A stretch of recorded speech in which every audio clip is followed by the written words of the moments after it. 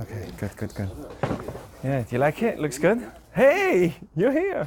Nice to meet you. Okay, so let's take this away. All right, so this is an amazing moment for us. We have waited for this for a long time. This has been a year and a half, if not 2 years. I don't know how, I can't count anymore. But it's been a really long time since we had our last Taco Tuesday. And we are so glad to have you all here with us. But the need for this is much stronger than it ever was. That's what I think. And that's why people are coming in great numbers to a random Tuesday night to learn, and to Shabbat and everything else, because people feel that this is something they all need. And I'll tell you that although financially there wasn't a pandemic, pretty much the stocks and everything did pretty well, in America at least. But you know, health-wise, maybe there was many people that passed away, but mental health-wise, that's been a tremendous damage, and something which has been, you know, something that we could never have thought of. The amount of people that are going through loneliness, depression, mental health issues, you just see it, the rift in politics, in terms of the, you know, I believe that that's to do with mental health as well. It's a reaction to certain other problems, and we bring out our problems in there. But I think that the rift and everything is a lot to do with how we think about life. Are we happy with ourselves? Do we feel meaningful with ourselves? And I find that that's a big challenge that we're going through today. And being here with other people is so important. As we say in Judaism, the most fundamental value, as well as being happy, which we spoke about on Shabbat, but one of the most fundamental values is not being alone. We have Shabbat, we'll make sure that you get married young. We want you to have, so you get married and have kids, right? You know, you have kids, now we say, okay, make sure that you have a synagogue and a community, and lo tov heyot ha'adam levado. It's not good for mankind to be alone. Everything else in creation was good. The one thing that wasn't good was loneliness, because we as human beings can't survive on our own. And that's why, you know, I grew up in a religious community, and I got married at 23. Now I'm not, yeah, flexing.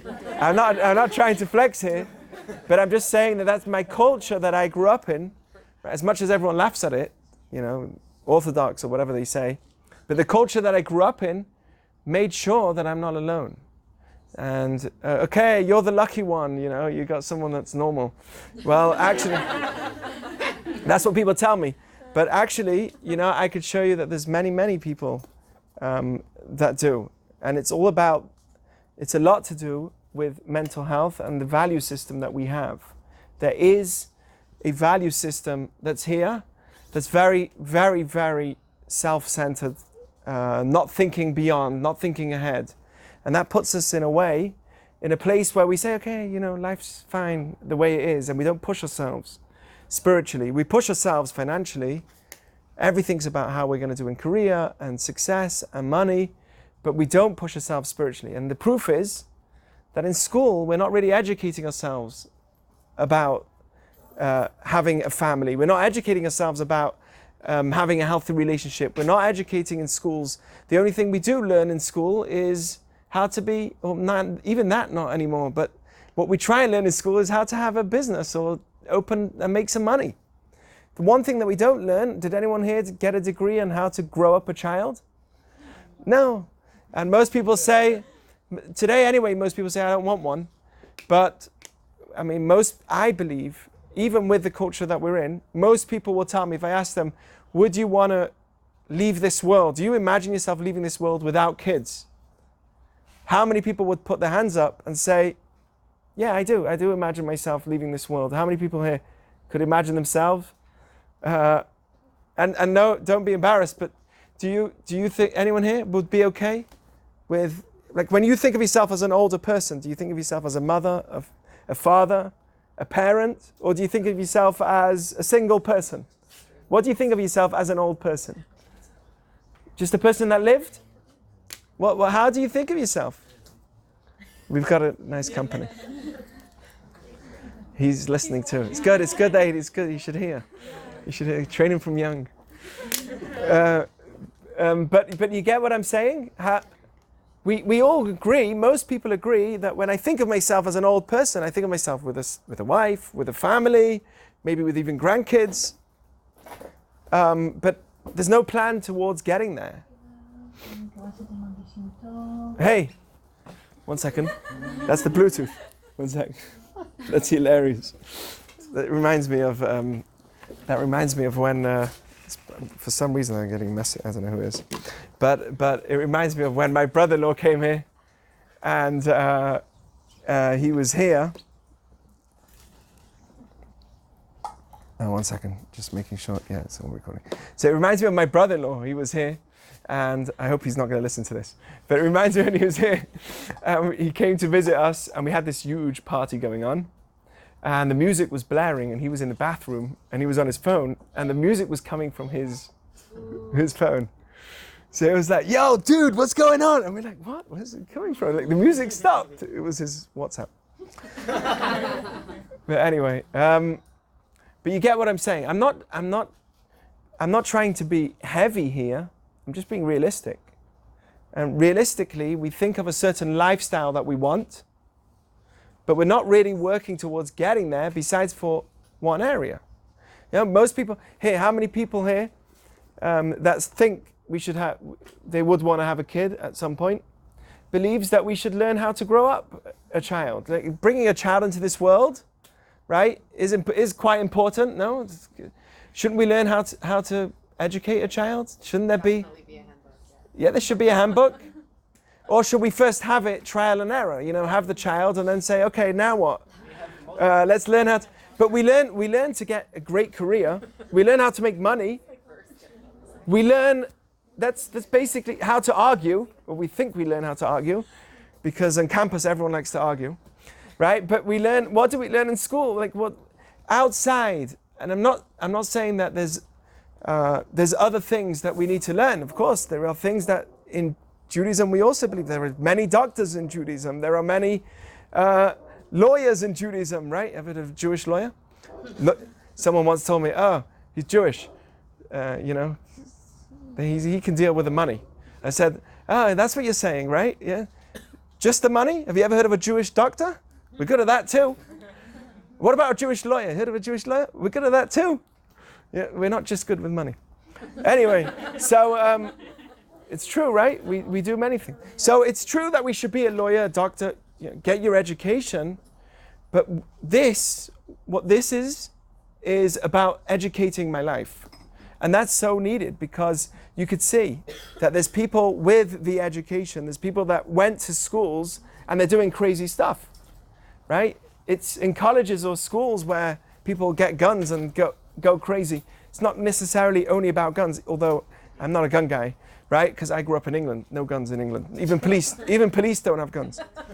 And that's not a political thing. Right? That's just my thought. But no, seriously, if I had a gun, right, and someone's trying to hurt me, or even arguing with me, I'll always be thinking of the gun. But that's stupid. It's better just to run away. You know, like I have a gun. Yeah, just run away. Anyway, so I'm not a fan. I'm not a big fan. Do you get what I'm saying? Yeah. No, I'm sorry, I don't. If you have a gun, you have a certain sense of confidence that's unnecessary. It could be dangerous for you. It's like, oh, I have a gun, so you know what? I'm going to take it out and fight this guy, right? If you didn't have it, you will feel vulnerable and you just run away. Wouldn't that be better if you just run away? No, because they could shoot you. Well, either way, they could shoot you. She's from Texas. No, listen. Right, no, listen, I'm not trying to get political here, but I just happen to be political. I'm not trying to get there, but you know, that's just, I have very different views in all areas. You know, it's not about the knife, it's not about the gun, it's about the values, that's for sure. And that's something that I really do believe in. It's the value system that we stand for, not the things that we have. Because there's so many people that are out on the streets, and some of them have education, some of them got educated, but they're just dealing with mental health issues. There's people that are, they made money, but then they're dealing with a divorce all the time for years on end. And a lot of times, divorce is necessary, but more times than divorce is necessary, it was avoidable, right? As much as divorce is necessary, and it's a mitzvah in Judaism, there's a lot of times where it's avoidable. With the right education, with the right thought, with the right communication, we could solve it. That's for sure. Anyway, so if we have the right outlook of life, we'll be able to deal. By the way, if you need drinks, food, if you're cold, get near the fire, no problem. But if we have the right outlook of life, it shouldn't be only an outlook for career. It needs to be that we have the right outlook of life for everything else. Agree? Okay, so I want to actually tie that into this week's Torah portion and talk about depression, dealing with depression, mental health. I'm not a psychologist, psychiatrist, or anything else. I do listen, which does make me halfway there at least, right? I listen to people, and I repeat what they say. I repeat what they say too. Yeah, that's a really good therapist, a really good therapist. He listens, and then not only does he listen, he says, let me just repeat what you said. What you just said is this, that, and the other. And he's like, wow, he listened to me, right? So, but I do listen. I'm not a therapist, but I do have the guidance of Torah, of Judaism, which really teaches me how to deal with life outside, or how to have the right outlook of life outside of making sure that I get a good career. And by the way, it's not a guarantee. Even if you study as hard as you can and as good as you can, it says, Lo lechacham lechem, wise people are not guaranteed money. There's been many people that were very smart and they didn't make so much money. And there's people that are very stupid that made a lot of money. I wouldn't name anyone because I might get in trouble, but some of these rappers or whatever, right? Some of them aren't stupid. Some of them actually can see till they curse. And then I'm like, oh, right? But you get what I'm saying? So this week's Torah portion, I want to tie it into here. Are you ready? I'm going to tie it into the Torah portion, and from there, talk about mental health and making sure that we can have the right outlook of life to avoiding depression. By the way, when somebody is depressed, right? Have you ever tried telling them to get out of depression? Don't be depressed. Is that going to help? No. How do you help depression? Listen to them. You listen to them for sure. But how about avoiding it prior? Right? The best medicine to depression is not the time when the person's depressed. That's already, he's hit down. He's gone down. The best time to deal with depression is prior to it, having the right tools to dealing with it before it comes. That's exactly what I'm talking about. So that's why I'm not a therapist, because I don't have the way and the tools to sit in front of somebody, and nor do I have the energy to sit in front of somebody who's completely broken, right, and needs serious professional help. It's very hard to take them out of that situation. That needs training. I don't know. But I believe that if with the right direction, we can avoid it prior to it happening. And that's what I'm talking about. There is a lot of mental health issues, but maybe it's because there's a certain value system that we're in that expects too much of me. And that's causing these problems. It expects me to be this perfect owner, a CEO, just like everybody else is somehow a CEO. It expects me to be the one that, starts the company, starts this, starts that. Right? It expects too much of me. Maybe my goals are wrong. That does not mean I shouldn't be ambitious, but maybe my goals are too high. Does this make sense to anyone? So that could be an issue. So I want to speak about that and dealing with mental health. And I'll tell you that it's tied into this week's Torah portion. This week's Torah portion is called Shelach Lecha. Send for yourself. You know what it's about? Gabe, why don't you tell us what this Torah portion is a little bit about? Sure. Well, stand up. Okay. Moshe, so they're on the edge of Israel, the Jews are, and they left Egypt, they got the Torah, they're in the desert. Everything's going pretty great, and they get to the edge of Israel, and they're like, before we go in, we want to send some spies to check it out, make sure it's safe, make sure we can conquer it, make sure the food is good, etc. And so they ask Moshe if they can send spies, and Moshe asks God in turn, should I send these spies? And God says, if you want. And he says, okay, I'm going to do it. So they send the spies, and then the spies go in, and they return, but they give a bad rating. They throw a bad Yelp rating on Israel, and it's really bad. It's like Lashon Hara against Israel, and it causes a lot of problems for them. And then Beautiful. among other things, there's other like mitzvot that are mentioned and stuff. But the main event here is the spies. The episode of the spies. It's one of the biggest actually like sins that ends up happening, and like that generation gets doomed to die in the desert. Sounds good, right? Sound like a great story? Stalled for 40 years. And, yeah. So anyway, spies. All right. Thank you, Gabe. Thank you. All right. So, right, the Jews went out of Egypt. They had this amazing revelation. They had all these miracles. Okay? Please take the message that we're going to learn from this because it's fascinating. So there's these amazing miracles. The Jews get out of Egypt. Wow, revelation. They get the Torah. And then they start walking their way to Israel because they were promised the land, by the way. It was theirs already from Jacob, from Abraham. And it was conquered by other people. The Canaanites, there was 7 nations that conquered that land. Right? Not the Philistines. They were a different nation. They didn't even conquer that land. But there were 7 nations that conquered the land of Israel. They were the sons of Ham. This is the biblical story, okay? So any anti-Semite that's out there, it's a biblical story. If Judaism doesn't exist, then Islam doesn't exist, right? So it's true. So true or not true? Okay. So anyway, so this is, but it's even in this Quran. You know, in Quran, Surah 521. I don't know the Quran very well, but in Surah 521, it says that the land of Israel was given to the Jews. So it's amazing. So anyway, so the Jews are going into the land of Israel. Before they go in, they want to send in spies. They took the leader of each tribe. You know that the Jews had many tribes. Although we were a small people, we believe in different types. Not everyone's the same. Although you might think we all look the same. We're all very different, right? There's different types in the Jewish people. You know, I have 5 kids, thank God, Baruch Hashem. They all have the same genes, right? But they're all very different, worlds apart. You might think they look the same, but to me, they look very different. They're very different.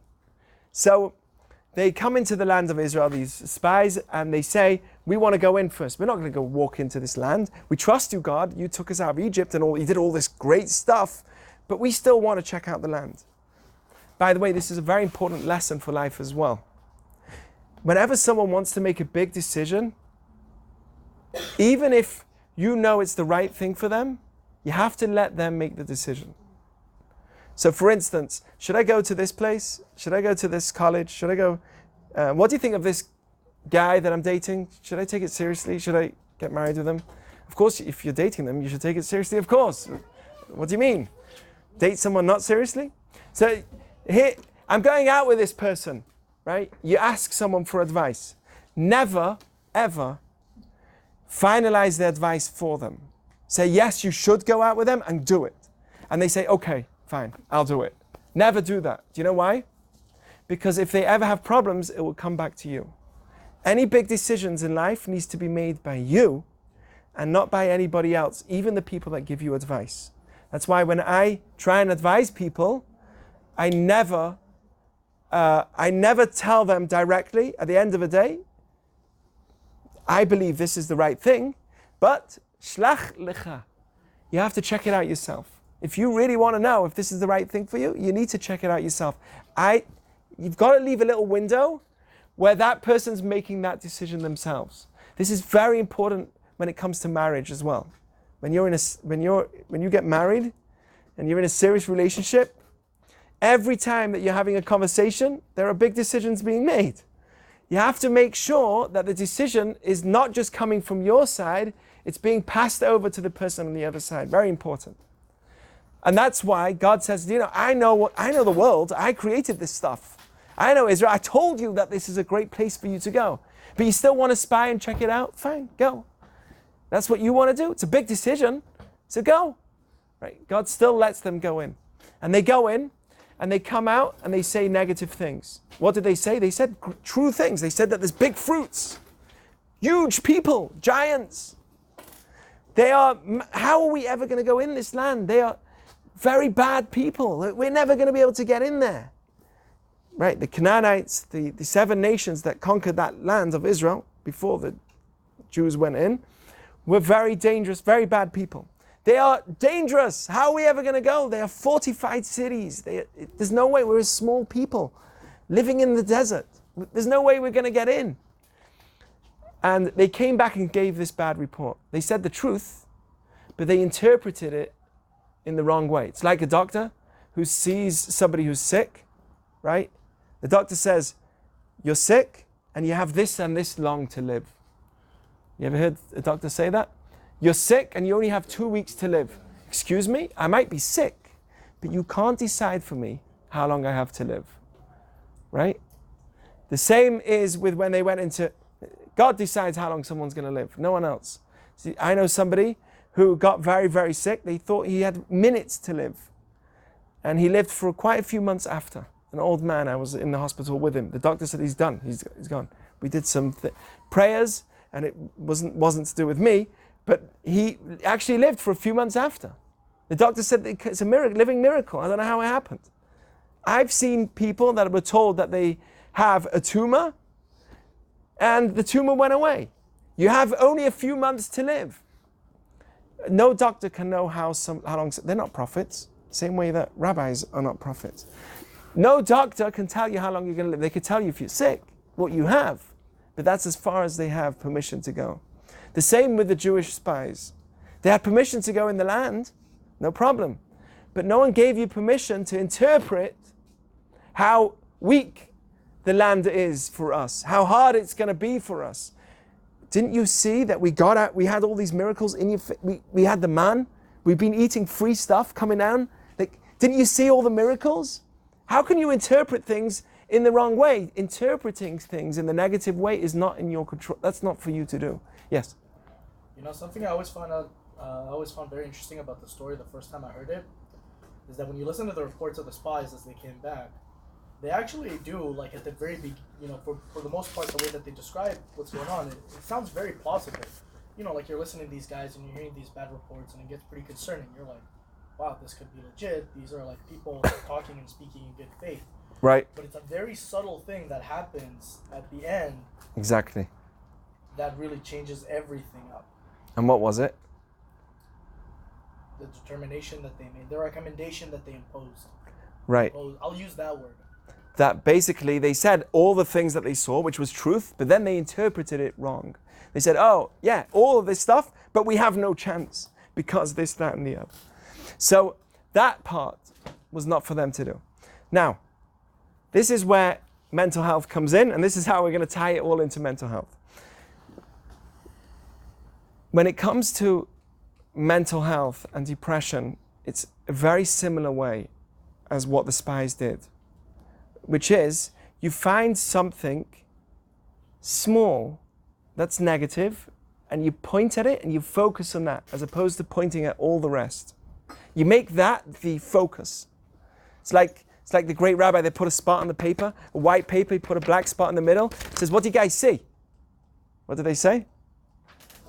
The black dot. Excuse me, there's a huge white space over here. Well, It's being blacked up. Would you say that even though there were like serious dangers that they were describing, it was all small compared, relatively speaking, to Hashem? Relative speaking to their experience, they saw the biggest miracles in their life. For us, it would be a concern. But So for them, to Hashem, exactly.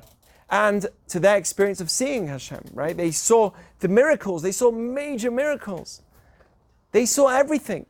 Where is your Emunah that you're going to succeed? And they saw that the land is really flowing with milk and honey. The land was really fruitful. Till today, by the way, the land of Israel has a tremendous ability to bring out the best fruits.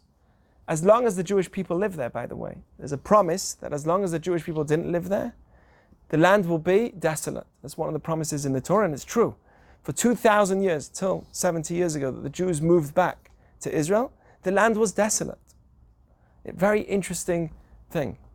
But anyway, outside of that discussion, and there's proof of that, Mark Twain himself went to visit Israel, and when he went, he spoke about why is this the land of milk and honey?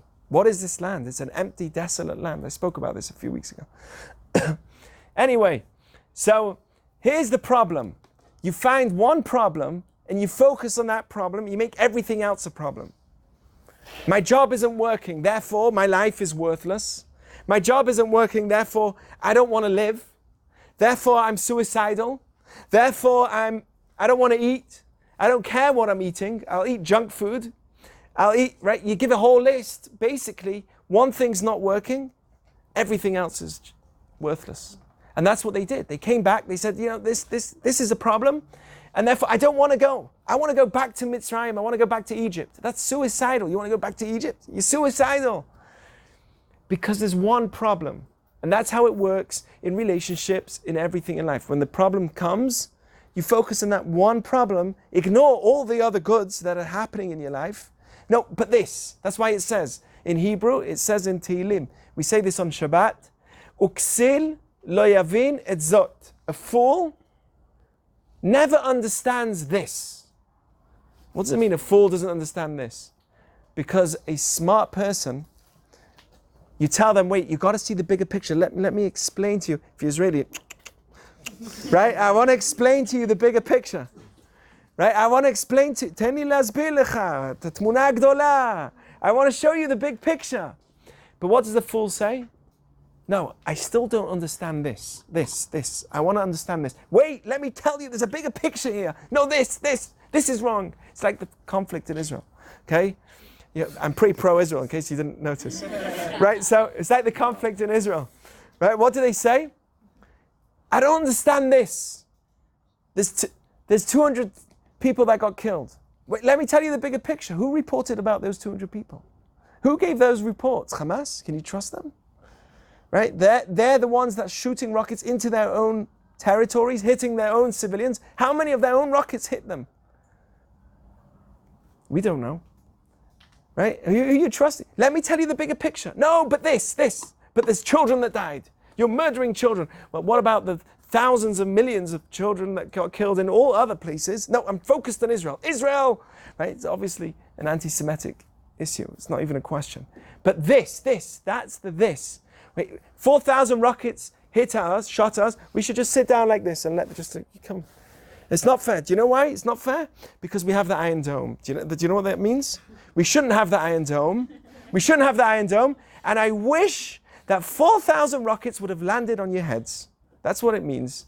Then it would be fair. Right? If the 4,000 rockets will hit your head, then it's fair. Does that make sense? If only more Jews died. That's kind of the that's the argument. If more Jews died, a few more Jews died. then it'll be fair. What does it mean that would be fair? What do you want us to do? Just sit down and just let the rockets come in all directions? It's not. Give them the same rockets you have, so that what they'll do. How can you trust them? They're the ones that are hitting anyone and everyone, their own people. By the way, the rockets could have hit Al-Aqsa. They could have easily hit their own mosque. Well, then what will they do? Oh, the Jews did it. They'll blame us. Right? So, do you realize that's what it's exil? That's foolishness. When you focus on this, you don't let me speak even about the bigger picture. Let me explain. That's why, by the way, there's certain times when people get into an argument with you, not worth arguing. When you realize that he's saying this, when he's focusing on this, and you're like, wait, can I just tell you that that's a very moral thing in the situation that it was in. No, this! When he's completely repeating the same this all the time, focusing on that one specific problem, then there's no point arguing with him. It's just a good lesson to know in general. As long as someone's willing to open their mind to see the bigger picture, then there's no point of having a discussion. So, that's how depression works as well. What's depression? What's a point where I give up, right? I don't even know what the English definition of depression is. I mean, maybe you could define it in English for me. But I believe a point where you give up hope completely, right? You say that everything's worthless. How does it start? Is it really worthless? Is your life really that worthless? No. It starts with one little thing, and then it spreads to everything else. Right? The relationship is horrible. I'll never want to get married. I'll never, because relationships are so hard. Right? Everything about it is hard, or just that one thing that you need to work on is hard. Because there's a lot of good stuff that comes with it too. You have to wait till you're single again to remember all the good stuff, and then it's like a catch-22. Hey, it's hard. Have to deal with communicating. So let's go single again. Oh, it's hard to be single. Let's go. This is the game. This is the yin and yang. Unless you get more Jewish. So then, right. So anyway, dealing with depression. Here's the 3 ways that I want to tell you that we can deal with the breakdown of thinking, the breakdown of myself, the point where I say to myself, I give up. Okay, how do we deal with it? 3 ways. Number 1, rethink my goal. Why am I depressed? Because I had a certain expectation that this needs to happen. Well, maybe I need to change my expectation. What is my goal? This is the example I give always. My goal is to look good to the public. That's my goal. I'm a model. I need to look good to the public. Everyone needs to see how beautiful I am. I wake up one morning, this horn is coming out my face, right? It's like this whole thing. Even if I go, right, nothing comes out. It's just like this weird thing in my head. And what am I going to do? Right? So somebody whose goal for them is their looks, right? Now, it should be important, don't get me wrong, and I'll prove to you that even in Judaism it's important. But if my goal is my look, like that's my number one, that's what I'm aiming for, is to look perfect, right? Then what's going to happen?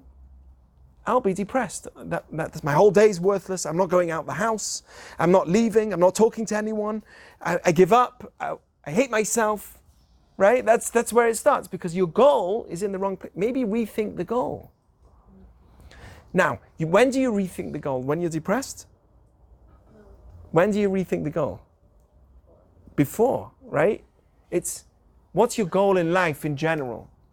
Prior to when the situation happens, prior to when the challenge comes, that's when you need to be thinking, okay, what's my goal? What is my goal? Because if I have a good goal, oops, I need to press record again, 1 second. But you guys are with me, right?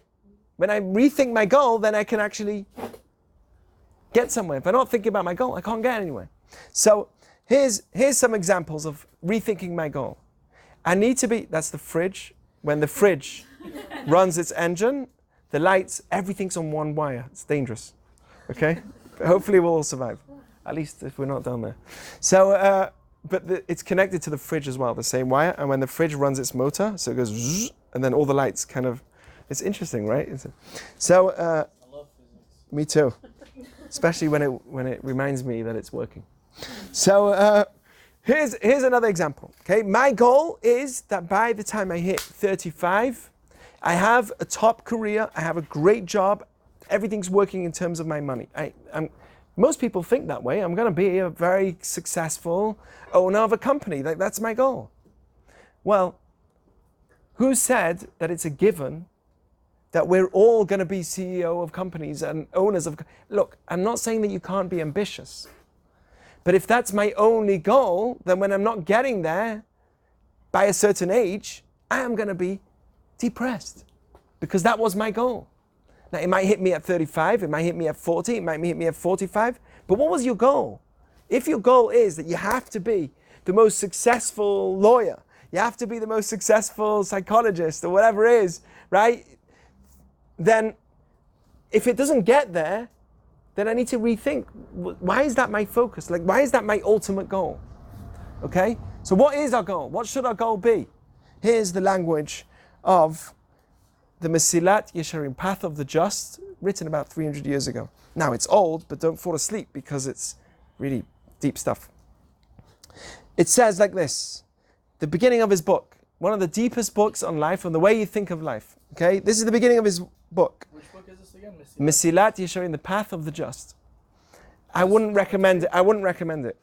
Unless you have real good definitions of the... It's deep. It's like in Hebrew, even in Hebrew, you need to study it. You can't just read it. You need someone to sit with you and go through the depths of the language. You need to study it with someone. I'd recommend you learning it with me, Omri. So, Is that an invitation? yes, it is. What was I saying? What was I saying?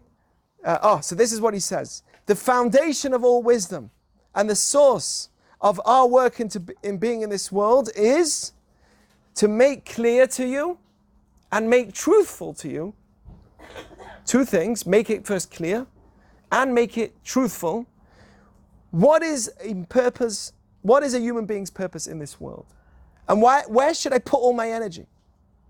All the time that I put in my life, what is my purpose? What am I here for? If I think to myself, what is my goal? This is one of the goals of a human being in this world, is to wonder and ask, what is my purpose in this world? Is my purpose to look good? Well, it's a fleeting purpose because eventually I'm going to get old. What is my goal? If my goal is something that's long lasting, it's forever, then maybe that's going to be a good goal to have. If it's a short lasting goal, it's not going to be. And what's the ultimate goal of all? That a person was actually created to have pleasure. The ultimate goal is to have pleasure. There's many pleasures in this world and God wants you to have them all.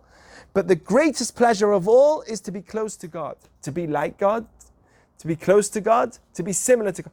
Okay, stop with this religious stuff. Wait, I don't say that you need to look like God or but learn from the ways that God is, because He's the one that created everything, the infinite being that created all, your heartbeat, everything, the source of all. And if we're able to learn through learning, knowing how to connect to the source of everything, it's like, you find a famous person. It's like when I was walking in the park a few weeks ago and I met Will Smith. So I'm like, true story. I'm just walking down the park. I'm walking down the park and I see Will Smith. I'm like, that's Will Smith. I'm like, you're Will Smith, right? So he says to me, apparently. And then he's like, how you doing? So I said, great, I'm great, nice to meet you. He was really nice. He just spoke to me. But then I walked off, and then I'm like, why didn't I take a picture? And I was off, and then I was like, it's degrading, I'm a rabbi. I'm gonna go running after him and say, give me a picture. This is exactly what I'm speaking about all day. Don't run after Hollywood movie stars. And I'm gonna run after one. So anyway, I decided to leave it and just not take a picture. But He probably appreciated it. That you just genuinely spoke to him and okay. without a motive. Yeah. But maybe he likes the fame, like everyone coming up to him and saying. He's probably sick of it. He's probably sick of it, I guess. But anyway, no, he should ask to take a picture with me. I was wondering, why? There you go. Excuse me. Forgot. Turntable. Yeah, exactly. Be cancelled. He'd be cancelled. Probably. It's a very sad reality. Rabbi Jack. Yeah. So here's this question. Two things. First, find out, is it important? Is it important to look good? Yes. But is this the truth? Should this be my goal? And here's a very important point. In Judaism, is it important to look good? Depends, of course. Of course. Rabbi Gamliel, there's a story in the Talmud of Rabbi Gamliel, a great rabbi. And in the middle of learning Torah, he felt like he had to go. So the students said, where are you going? Where are you going, Rabbi? He said, I'm going somewhere. And they all said, well, we've got to follow you. We want to learn from you. You're the greatest teacher of ours. And they found he was going to the bathhouse. He said, I'm going to the bathhouse. I'm going to wash myself. So they said, what do you mean? Why are you doing that now? He says, well, when I was walking here, something on these lines, but when I was walking here, I saw a statue of the Roman emperor and they were cleaning it.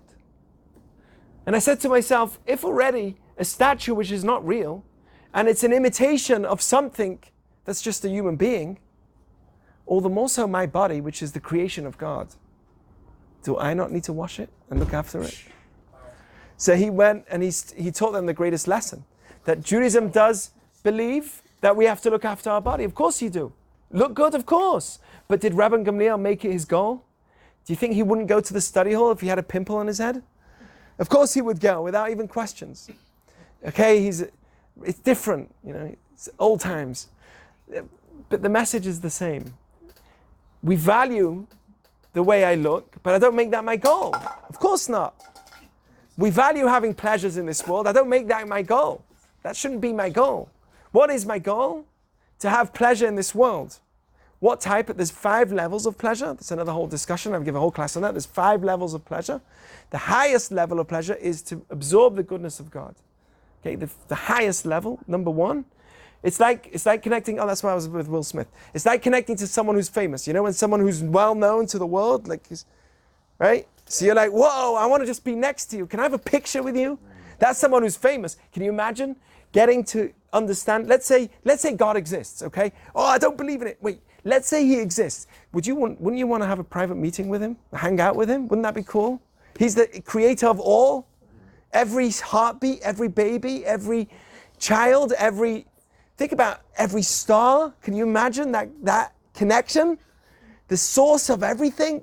That must be a moment of joy that can't be described. And that is actually what we feel when we die. That's a Jewish teaching. But there's another whole discussion, and I can prove it another night. But anyway, that's the root, right? Not all these things that just are gonna fleet. They're fleeting. They disappear. My looks, my money. These are disappearing things.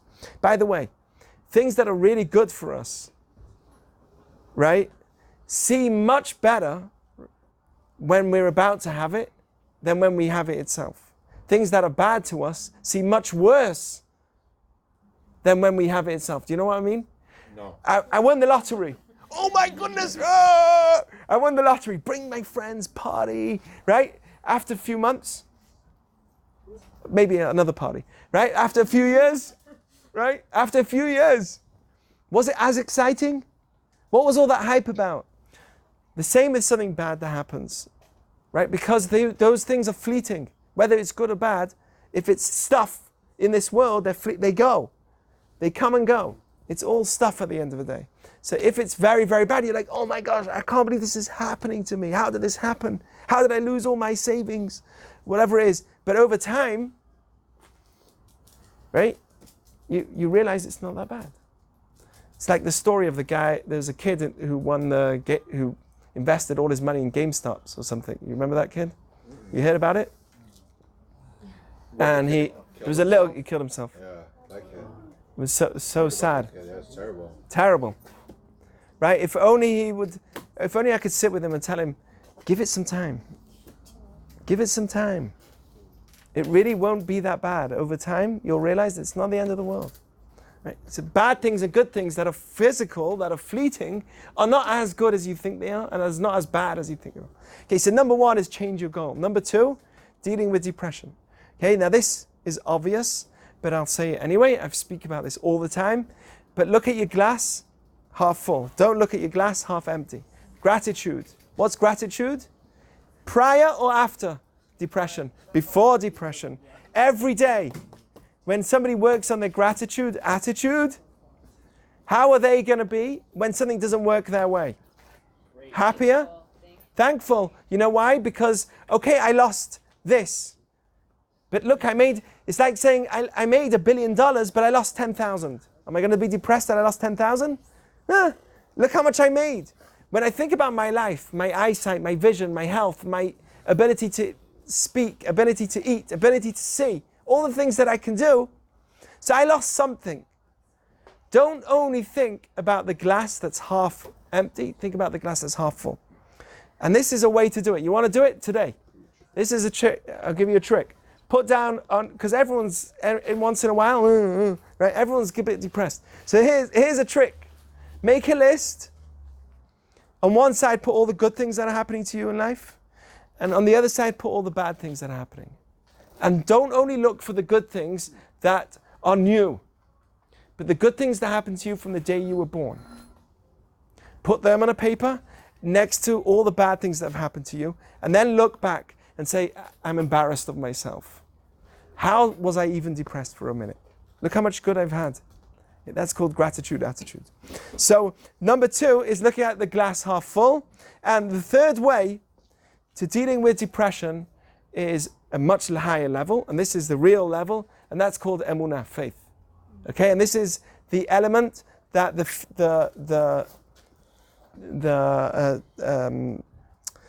spies were mostly missing. This is the highest level. I don't look at my glass half empty, half full.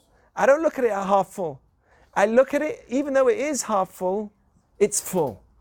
That's what Emunah takes you. Let me give you an example, okay? And by the way, this ties into seeing the bigger picture. Emunah is about seeing the bigger picture. Give you an example. This is the example of Chovat HaLevavot. Don't get angry with me with this example, because everyone gets angry with this example. Just let me give you the example. Don't jump on me, okay? Don't kill me about this example. See the bigger picture, right? Right, see the bigger picture of this example.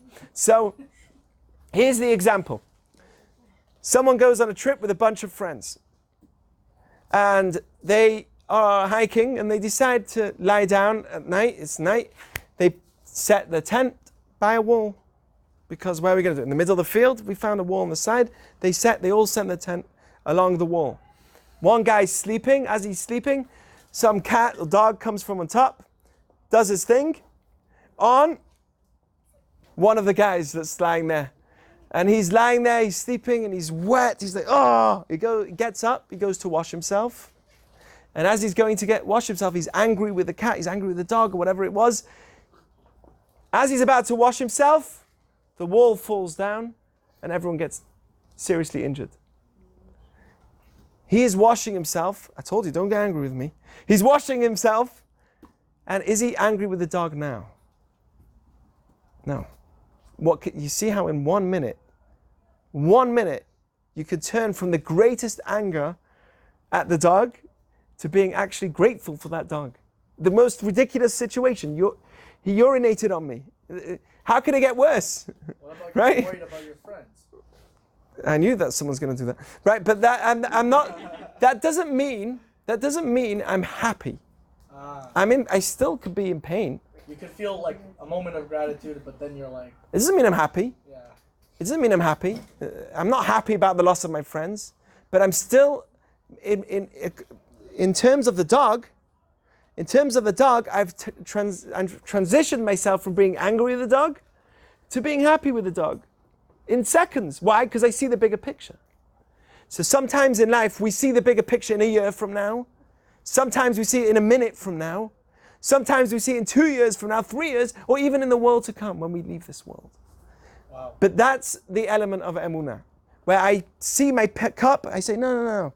You know why I wasn't born in a family that I was born in a single parent home? Because that's my cup.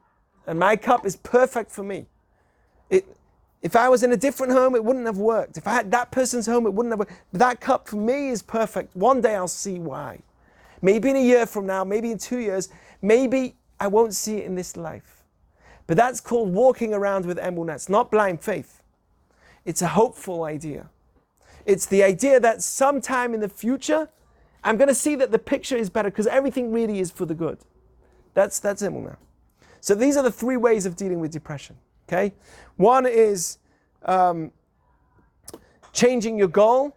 What is your perspective? Why is my goal the way I look? Why is my goal that I have to be a CEO of a company at 35? Why is my goal that I change your goal? Number 2, strengthen your gratitude so you can see what you have, and eventually when the challenge comes, the half empty glass wouldn't be so half empty because you remember the half full glass through your gratitude. And number 3, faith. Through Emunah, which means not blind faith, but the idea of understanding that I don't see tomorrow, I don't see a week from now, I don't see a year from now. But when I do, I'm going to know one day, at some point in my life, I'm going to know that everything has a reason and it has a purpose. And it was for the better of me. Okay, so those are the 3 ideas.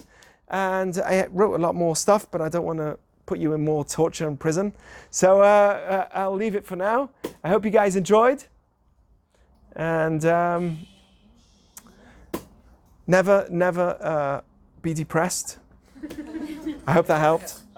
Yeah, but don't allow depression. Don't be depressed. Don't allow depression to get to you. And how do you do that? Invest. I'll say it. Invest in your depression. Invest in your depression. Don't let it get to you. That doesn't make sense. Invest in your happiness so that you don't get depressed, right? Don't let it get to you. When it comes, then you're like, oh, I'm depressed. Well, what happened prior that you could have solved before it? Anyway, thank you all for listening, and thank you for joining. And it's been fun to have you here. Thank you. Any announcements? Any thoughts, ideas, any questions? I'd love to hear your thoughts. We have some psychologists here. What are the 5 levels of pleasure? Ooh. That's the first thing I want to know. You want to know? Yeah. I'll tell you them Quick synopsis. I'll tell you them very quickly. Okay?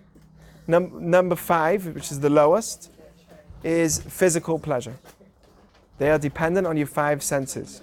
Taste, feel, touch, smell, right? Anything to do with your senses, physical pleasure. You're touching fruit, right? According to Judaism, you make a bracha on a fruit. You have to be thankful for it. You have to taste it.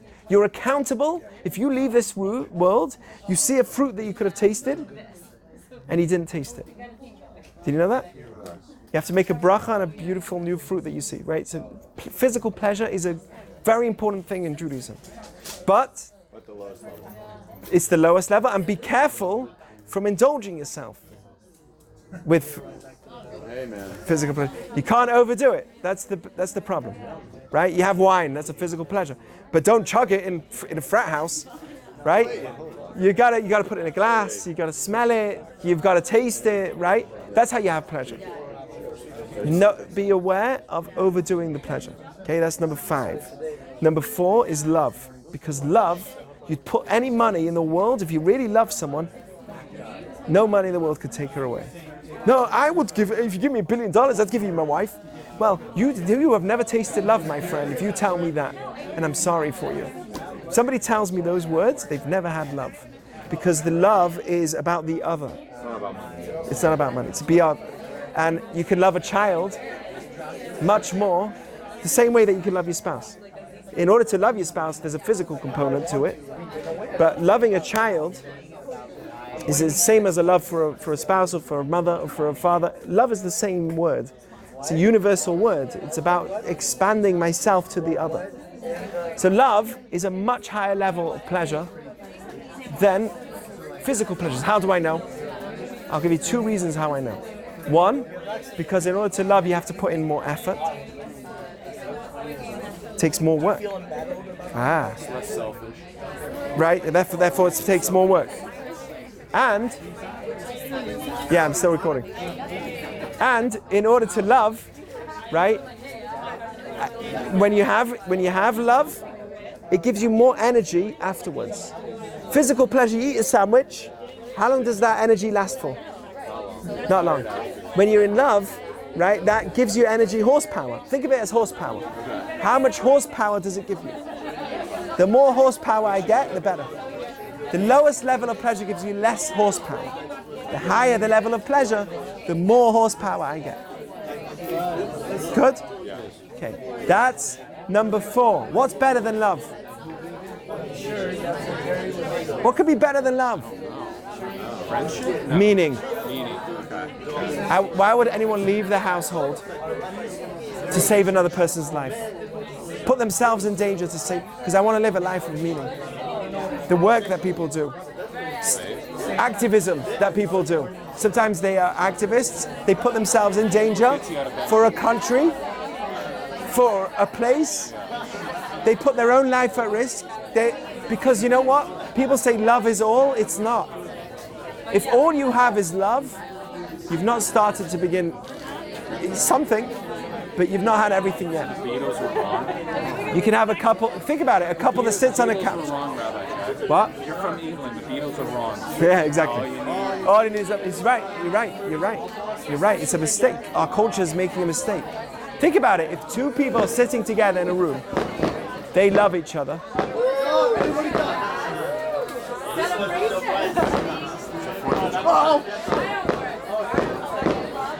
I guess we'll have to stop it then.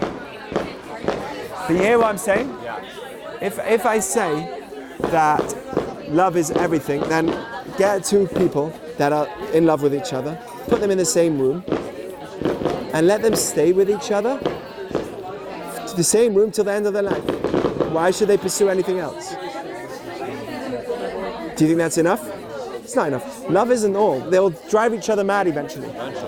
That's why it says that man and woman together in Hebrew is ish, isha.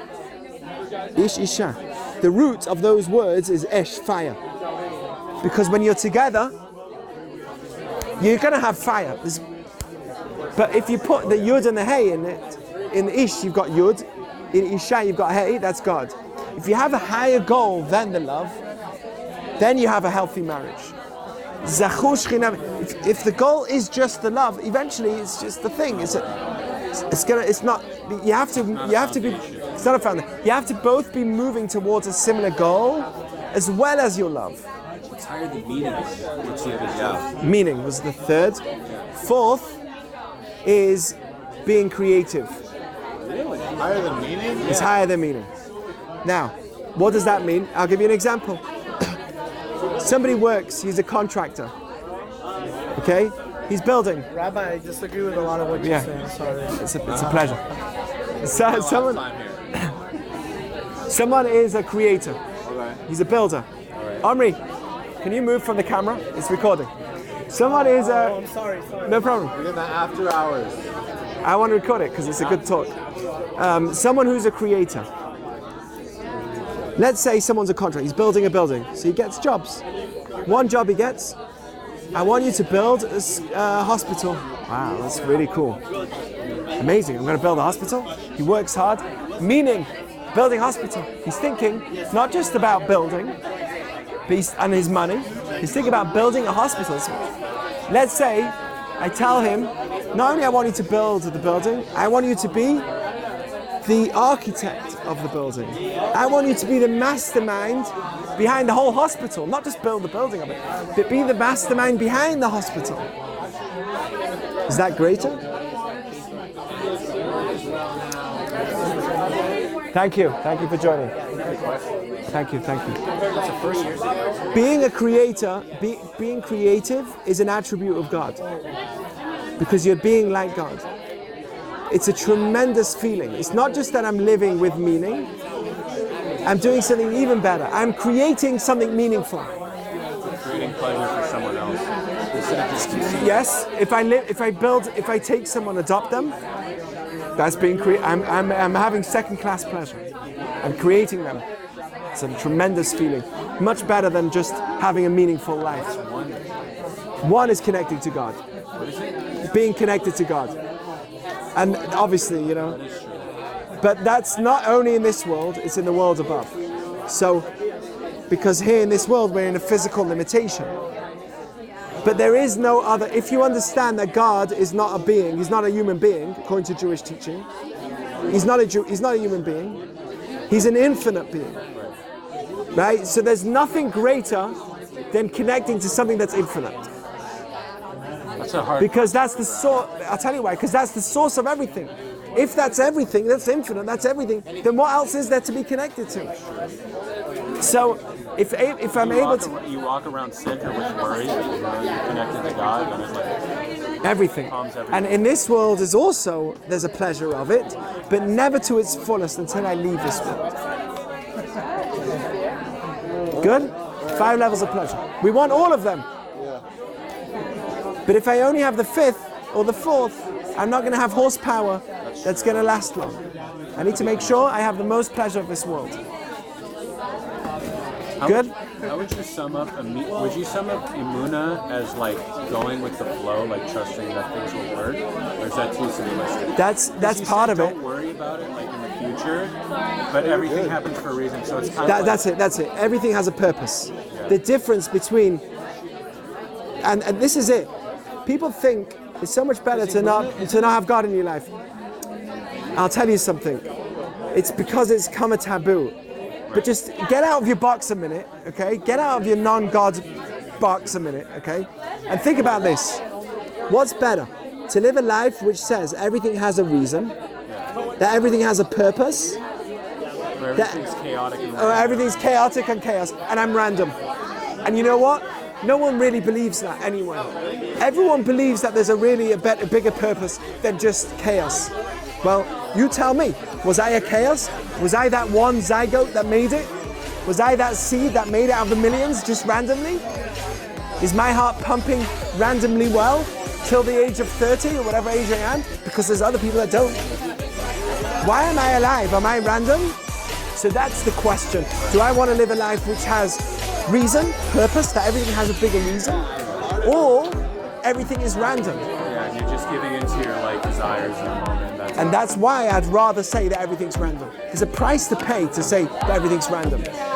And that's living a life with no meaning at all. It's a big price to pay. Of course.